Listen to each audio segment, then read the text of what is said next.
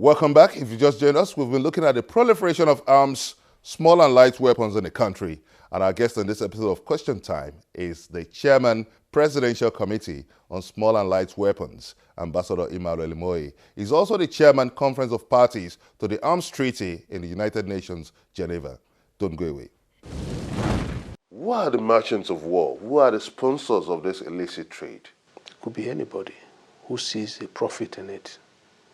Let us not run the risk of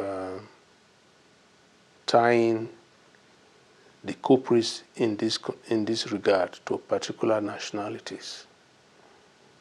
That will not work, because it's an entire criminal syndicate, an entire global network of criminals, of criminals, and developed countries have their role in it.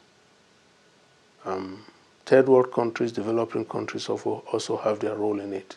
But it's a huge criminal enterprise, drawing in people of different nationalities. How far have you gone in breaking the ring of these syndicates? No, I just said to you, it's not the responsibility of the committee to break the rings of these syndicates. That's the job of security agencies. Our responsibility is we set the standards.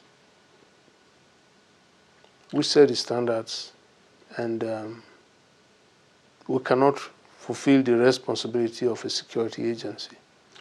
Does your committee, the Presidential Committee on Small and Light Weapons, have enough mandate in implementing this task as a regulatory framework? Oh yes, there's political will.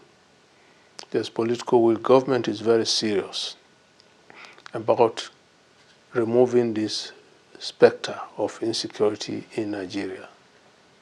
No one can remove the problem of insecurity in Nigeria without first dealing and tackling the problem of proliferation of weapons, because it is weapons that creates insecurity.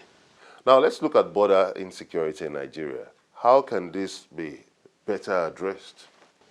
I believe that a lot of improvement can be made with regard to border controls in Nigeria. It's not just weapons we are talking about. We are talking about a whole range of contraband items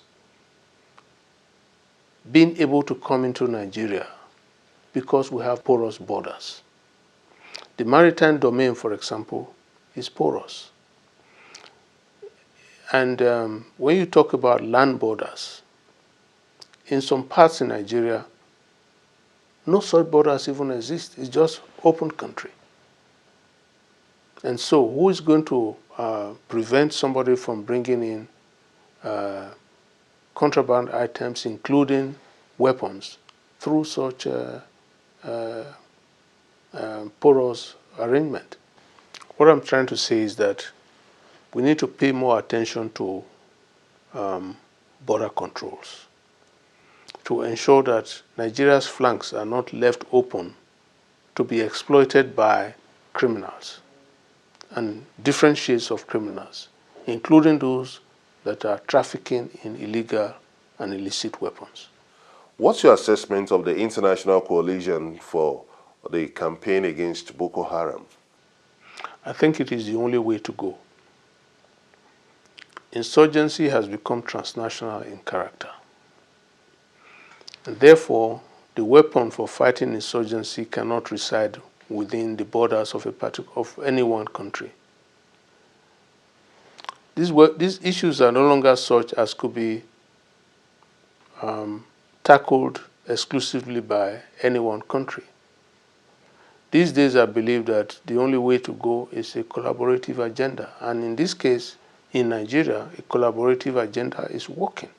Before we wind down this conversation, you happen to be the former Director General of the National Intelligence Agency.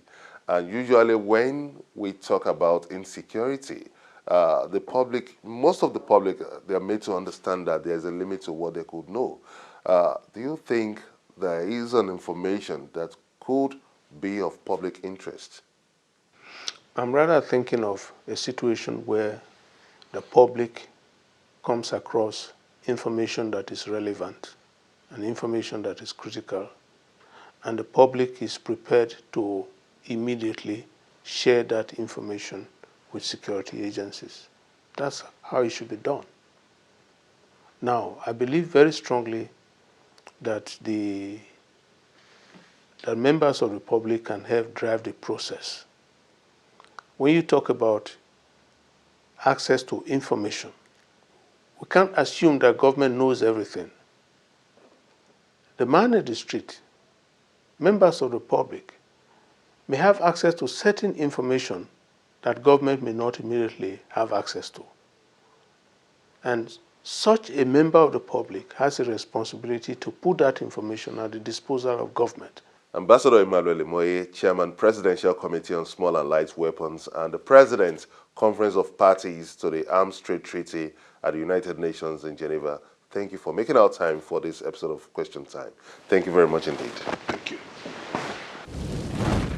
And that's it on this episode of Question Time. You may also send us a comment on our various social media platforms showing on your screen. Join us next week on another exciting episode of the show on Channels Television. Many thanks for watching. I'm Benga Ashiru saying goodbye.